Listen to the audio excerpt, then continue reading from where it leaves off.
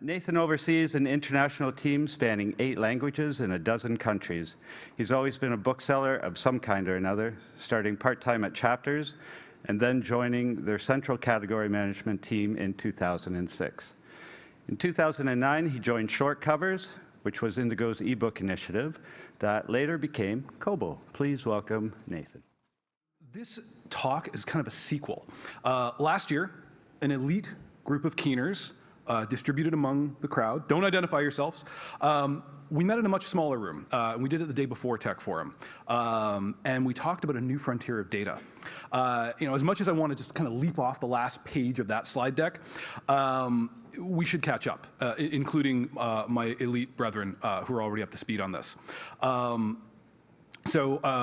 If you have last year's presentation fresh in your mind, the good folks at BookNet made it available on video. So I assume half the room, watched it last night. So if it's fresh in your mind, that's fine. You don't have to listen to this first part of the talk. I recommend this piece by Clive Thompson on Medium. It's supposed to take 6 minutes to read. When you're done, feel free to rejoin us. So I'll give you a second to engage with that, and I'll see you in 6 minutes. So a year ago, when I gave that talk on this new kind of way of looking at pricing, I was kind of done giving the usual talk about pricing. Here's a histogram, here's a demand curve, optimize for revenue, try to maintain a state of alertness. Publishers were already used to using our portal, Insight, getting next day sales data, changing prices dynamically, really engaging with the business of using price to optimize net revenues. That was kind of done, and that was kind of sold. So as an evangelist on that, my work was done. But there's a new kind of conversation to have. There was something we hadn't really talked about, and it was what kind of value are readers getting for the money they spend on reading? Curious question. How do you measure it, right? So we focused on time. Time became the critical piece. What does it cost to buy and read books was the overarching question. What is that? What kind of a leisure activity is that? What's your hourly rate, for example? Happens to be that as a digital bookseller, Kobo was really well suited to investigate this. So here's how it works. You open your device, you load an app, you're reading, you're connected. That device is, for the purpose of creating this magical experience of being synced everywhere, it has to keep sending bookmark data. The reader's here, now the reader's here, the reader has opened the book, the reader has closed the book. So we've got to field that, and we've got to field it fast and make sure that your experience is always magical. What that turned into after a couple of years, we realized, wow, that's a lot of data. And it's a lot of timestamps, and it's a lot of stuff that would actually tell you, if you looked at it, how are people engaging with books? So we've done that. And it is a lot of data. So we wrangled it. We started slicing it in different ways to figure out how people behave in the aggregate.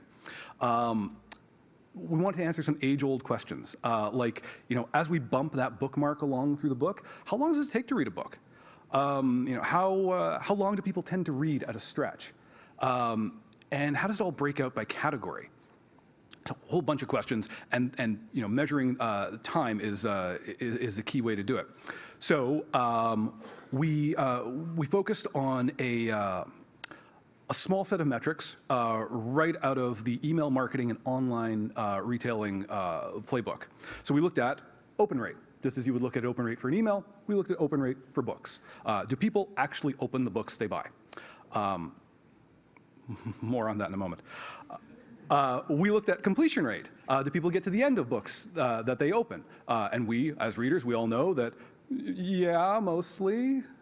Unless it's bad, in which case the book gets fired, or whatever. Like, we all have very deep feelings about finishing books, and it comes down in some cases to religious, philosophical conflicts, which we don't want to get into right now. And we looked at how long they spent with the book, how many sessions did they engage with, and what do those sessions look like in duration. And And then we did things like this. We looked at, let's take a handful of award winners, right? Books people really want to buy. They're celebrated. These are the greatest things to read in the land. So here's a cluster of Canadian award winners from last year, and we looked at, what was the open rate on them, and it's a wide swing. And the first thing you notice is the absolute best one is still not 100%. People buy books and they don't open them. This was true in print. It's still true in digital. The notion of acquiring for your future self that has more leisure time than your present self, that hasn't gone away.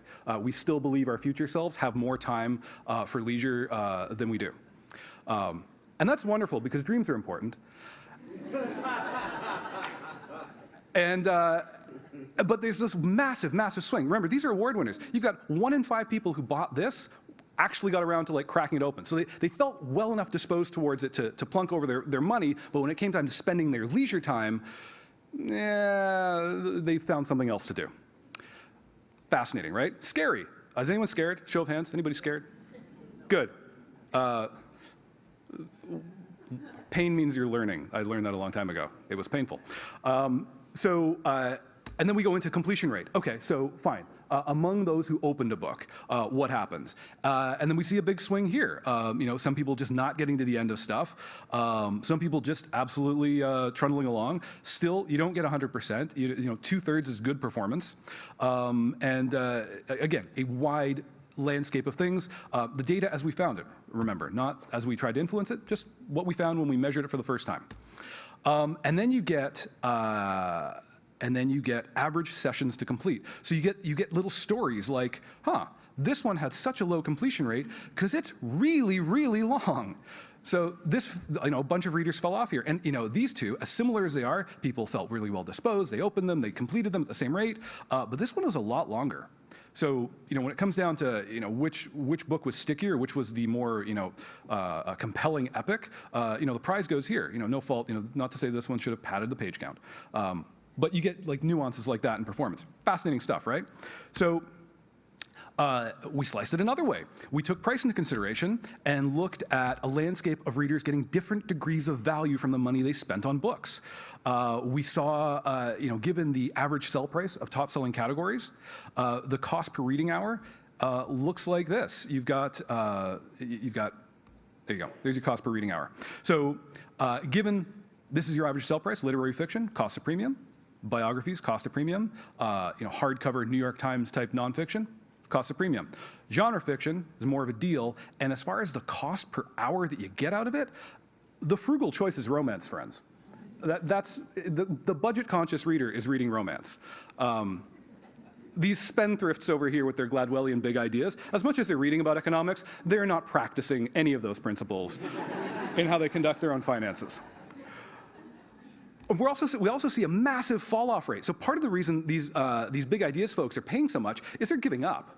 The suspicion we've had, those books are too damn long. That magazine article that got puffed into a book, it's still a magazine article, but there's a bunch of crap hanging onto it. We're fooling nobody, and readers are giving up on this. So, if you've got an at-risk category, something that, the 18-minute TED Talk will absolutely assassinate, this is the category, because the book is only worth an 18-minute TED Talk in many cases. Okay, scared, more scared, less scared? At this point, just sort of in vertigo? Great. So we learned a few things. We learned that less than 100% of readers open the books they buy. We learned it for a fact, not just intuitively. We learned that less than 100% of books that are opened are read to the end. We already knew that, but it's nice to confirm things with data. And we learned that big ideas are really expensive, and they come out to about an evening's entertainment. Which is usually what they're for, right? That's so you can you can mansplain your way through a dinner party, I guess, is the point of that kind of book. So we were left with a few curious points we wanted to explore further, and we wanted to know, how does promotional pricing factor into this? Does that change how people behave with stuff? If you buy the exact same book as a person next to you, but you bought it during a sale and they bought it at full price, how does that impact how you deal with that book, how you regard it? I look at all the hardcovers on my shelf, which look quite impressive, but they all came to me through the remainder bin when I was working part-time at Chapters. And I know that, and I have very mixed feelings about them because they look so handsome, and I know I paid $4.99 for many of them. So anyway, we looked at promotional pricing and dynamic pricing and promotional activity. So if you were reading the Medium article, please return. I'm using the power of vanity to bring you back. There's a picture of you on the screen now. Okay, so new talk is starting now. With credit to Kevin Ashton for both the setup for this talk, which I did not pay him for, and the picture. So quick poll of the room. Show of hands. Who thinks the price that a reader pays and their likelihood to open a book are positively correlated? So high price means high likelihood to open. Like the Freud thing, right? Pay for the therapy so you value it? Yeah? Okay. Who thinks it's the inverse? Who thinks you pay a lot and then you're aspirational? You're like, oh, the Goldfinch. Absolutely, I'm the type of person who reads the Goldfinch. There's my $20. This is me buying the Goldfinch. And then you don't get around to it, right? So sorry, show of hands on case 2. I love you guys. You're so cynical. And who right now is having maybe a mild panic attack, willfully abstaining for either philosophical or religious reasons? Okay, we're going to have a group ready later. We're going to have a sports circle. It's going to be a safe space. We're going to talk this through. It's going to be fine, right? It's just data. It can't hurt you. All right. So here is in open rate by sell price in $1 increments. All right. Marvel at see, it's a calming blue. This is important. I was thinking about you all. So what we see here is there's this weird thing in promotional activity where absolutely, yeah, if people get something for a deal, it takes a chunk out of the likelihood that they'll read it. It's not huge. It doesn't like completely destroy anything. And by not huge, I mean it takes them down from the roughly 50% that's normal for everything else. So yeah, it's kind of a coin toss. It's kind of a coin toss. People buy a book. Will they open it? Maybe. It's about as good as we can do. That's the firmest maybe you're going to hear. And then then it kind of levels out to 50%, about 50% through here, and maybe drops off slightly here, but not in any way that I think is significant.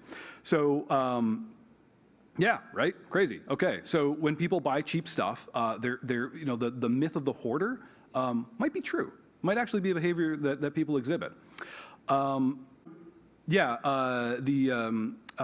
And at the same time, though, there's that little bit of a drop-off in the higher price bands. So both groups are kind of right, except for the panic group, because we should not panic. It's fine. It's just data.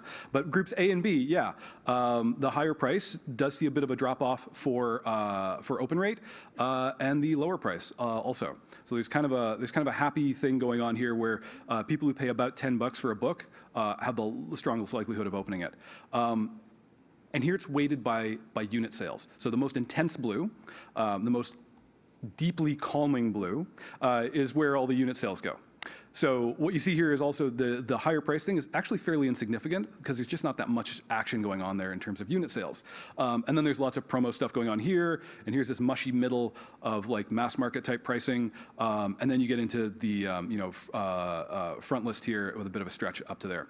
So okay, that's open rate, right? So if people get things for a bargain, they may or may not open it. If people pay a lot for it, they're a little less likely to open it than if they paid a lower, more conventional price. It's not so bad. Here's completion rate. So among those who opened, who gets to the end? Those bargain hunters. If you can get them to open a book, well, this makes sense, right? They don't want to buy another book because they're cheap. So they're sticking with this one. We haven't actually observed that, but that's a question I want to pursue. If we cohort the customers who buy down in this range, what do they do while they're reading? Do they like tunnel away and we don't see them again until their e-reader runs out of batteries and they have to plug it in, and then we get those bookmarks and we see what they're up to? And so I don't know. They may disappear entirely. So yeah, so really high completion rate down here, and fairly low down here. Now that shouldn't mean, oh crap, nobody finishes books that are $20. There's some nuance here. Down here is also where you see serialization, right? This is where you see the novellas. This is where you see the the 1 hour long erotic serials, which for reasons of narrative structure, it's really important to get to the end. If you're going to start it, you should get to the end. It's the best part. So that happens down here.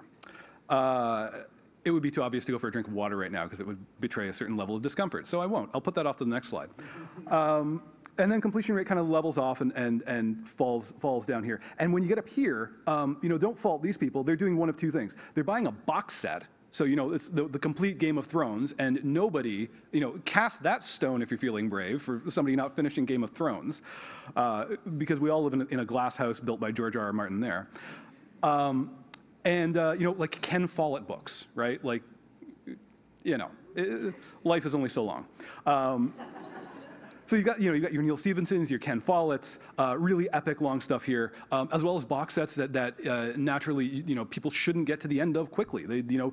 You should give someone 5 years to read the complete Game of Thrones box set. That's fair.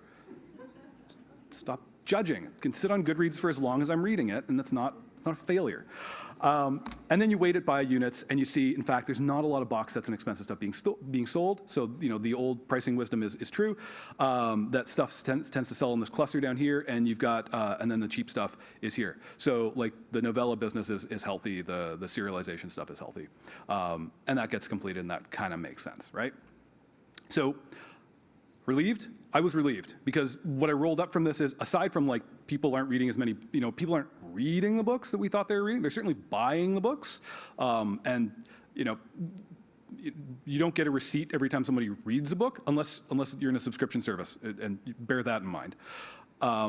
So it's kind of a relief to see that that people are actually reading books, that the stuff they're tending to buy, where the sales cluster tends to be what they actually open. It tends to be what they finish. So, to build on I think what something Brian said was, good job publishers. Looks like you know what you're doing.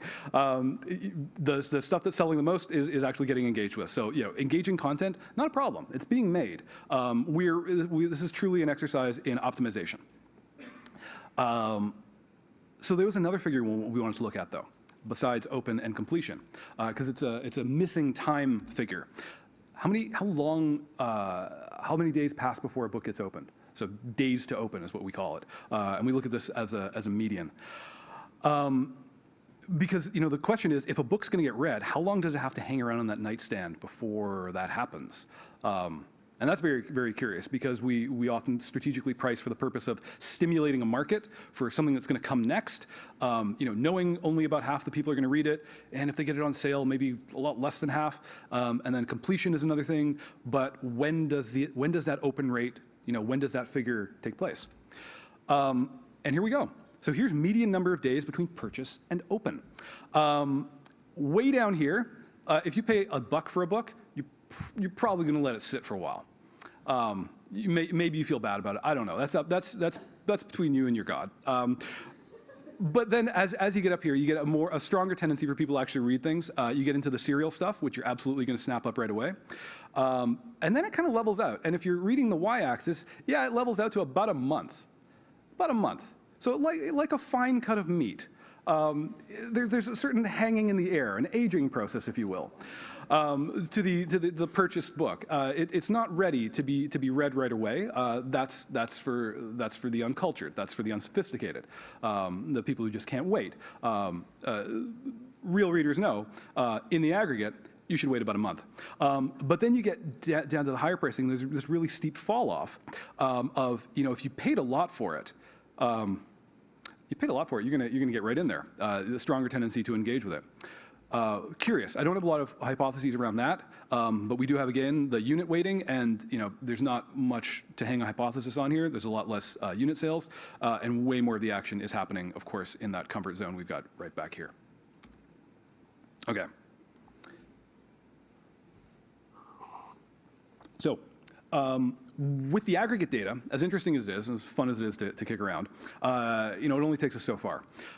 What gets really fun is when we drill down to title here or title there and see how it tells the story, picking up on some of the higher volume stuff that actually saw some activity as a price promo. So to round this out, we're going to look at 3 different books that participated in some form of promotional pricing activity.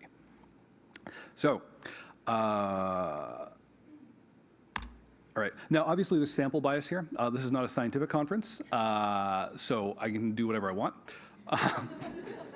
as long as it's entertaining. That's the only imperative. And it has to be true, I think. True, yeah, it has to be true.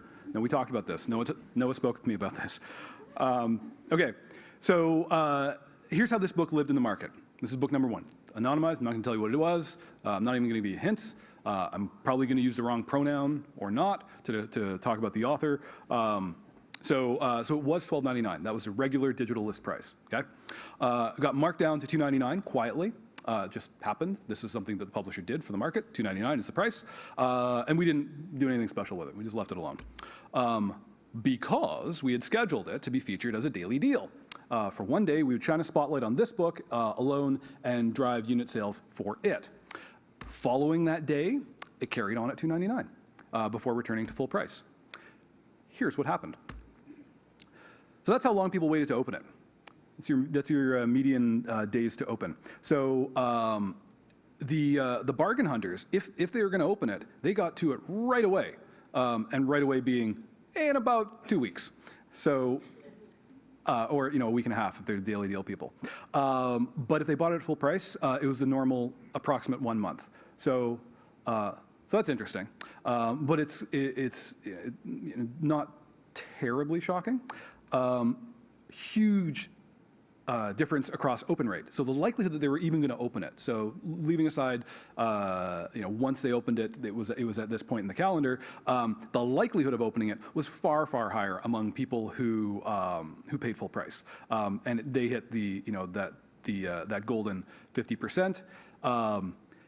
Curiously, though, these people, all 3 groups, all these guys down here, all paid $2.99, but the daily deal people. Had an extremely low tendency to open this book. Even though if they opened it, they waited about the same amount of time. The tendency to even do so was really, really low. So again, this hoarding behavior thing is real, or it seems to be. And then we look at completion. So, was it a good book? It seems to be, more or less flat, right? It's kind of mid-30s and then kind of 40. So maybe paying almost $13 drove you a little harder to get to the end. But we could try this again and see a different result.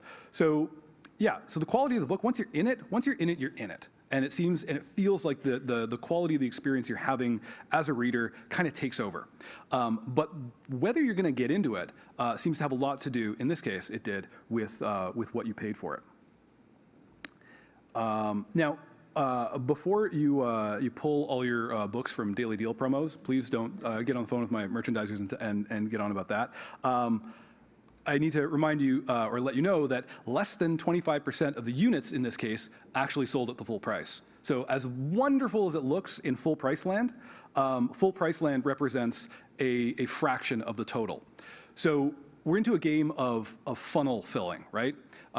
If we know X percentage will go on to read, X percentage will actually become, in some meaningful way, part of an author's readership. The question is, what do you want to put in the numerator? Like how many people are you going to load in there? Sorry, the denominator. It's funnel loading. It's we're back to classic e-commerce metrics. So a daily deal, these markdowns is a great way to just get a lot of readers you probably wouldn't have gotten otherwise. Certainly there is a lower quality of engagement, but it's lower quality of engagement versus zero engagement. So this is kind of the math and practice behind solving the attention problem, using price to do that. Okay, book 2.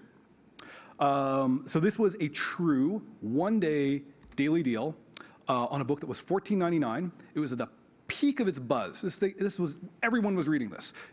You ask someone what they were reading, they actually wouldn't tell you what they were reading. They told you they felt they should be reading this.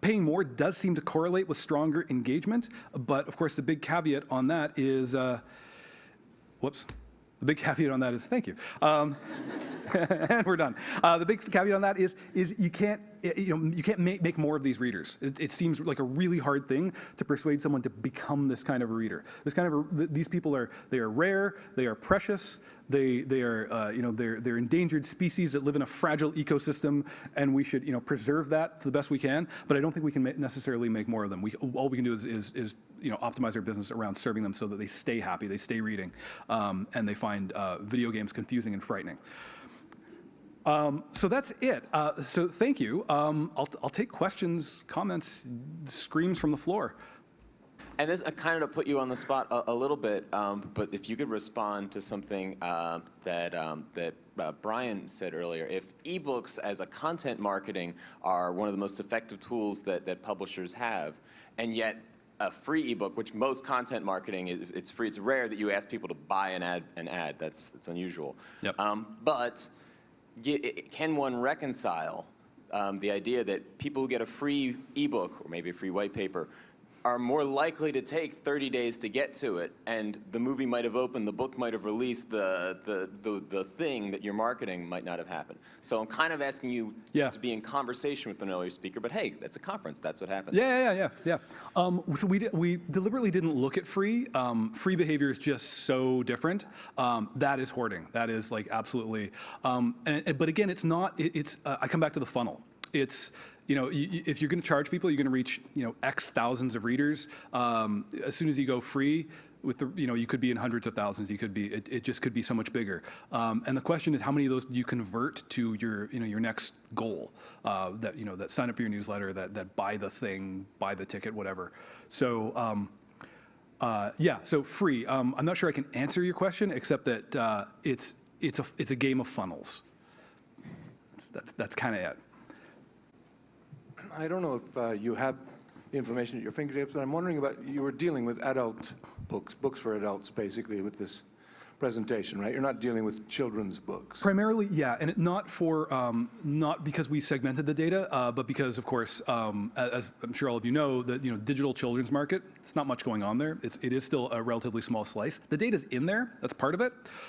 Certainly on illustrated stuff, completion rate is very high. It's it's hard not to get to the end of the Very Hungry Caterpillar. Right.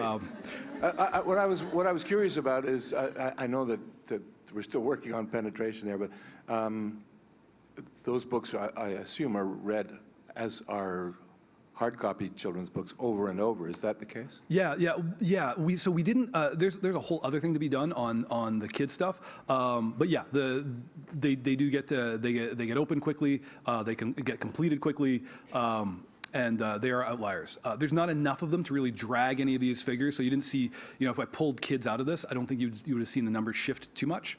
But the data was in there. And certainly there's a case to be made for studying it on its own. Yeah, it's the repetition I'd be interested in. Oh, for sure. I'm wondering, Nathan, what happens next? For most of the people in this room who are writers or publishers, they're really happy just to have the book bought and me too, right? And you are too, right? Okay. We're in this together. Yeah. So what does this tell us about what that reader is going to do next, right? Completion rate. Yep. If they didn't complete, are they going to buy another book by that writer? Yep. How quickly they took it?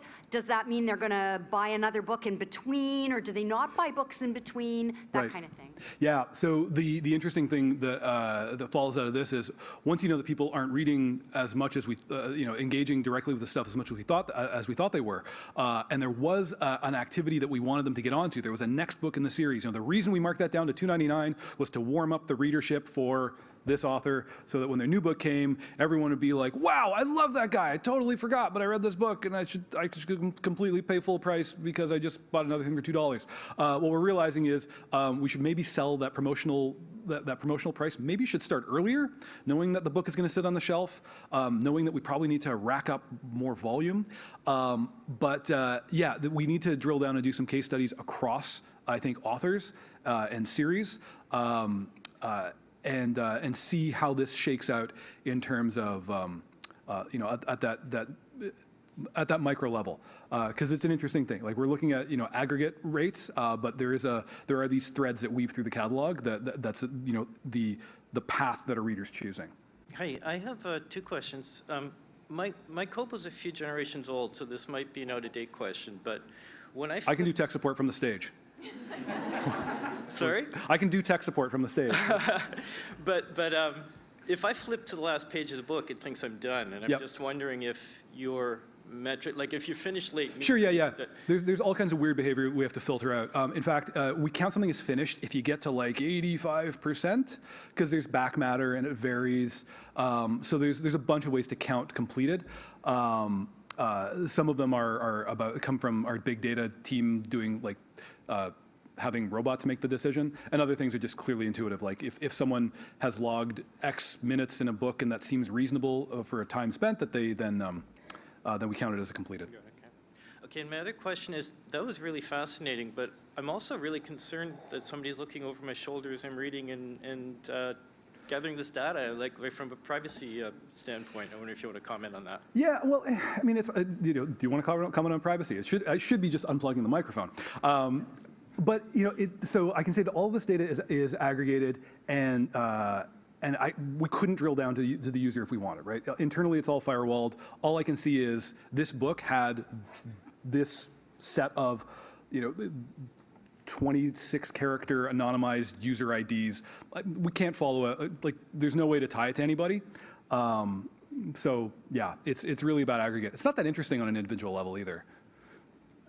Well, it might be if you spun it into then recommendations and stuff. So it's like, well, you finished this book. Oh, sure, right? and on that level, it is one-to-one. But again, it's completely anonymized, so that there's it should go without saying, no human being is actually watching another human being read. It's systems built around recommending the same way you go to a retailer and they're recommending a thing that goes with the last thing you bought.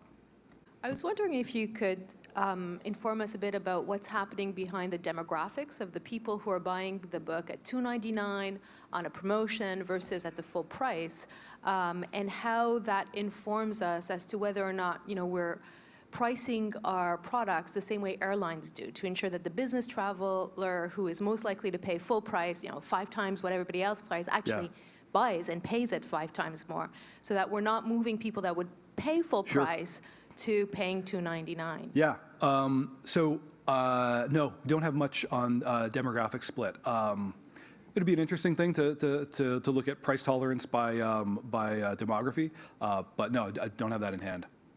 Just a bit of a follow-up question around pricing. I don't know if you have any information that correlates price point and purchases, like volume of sales at the lower end or higher end. Sure. Yeah. I mean, there's a lot that happens in the lower price. I was, just as I eject, the familiar histogram of the pricing landscape, I get a perfectly good question like that, which is not everyone has heard that yet. So there's a tendency to fall off, above $13-ish. There's a tendency for a lot of action to happen below $5-ish. But again, it depends on where is the book in its life cycle, and what is the book? Who's the book for? Is this for a customer who's used to paying $15 for everything? They're a viable market at 15. So we're really backing away from the notion of any kind of rigid thinking around pricing. It's all highly situational, and what we're trying to blow out now is what are those situations. Thank you so much. This was fun.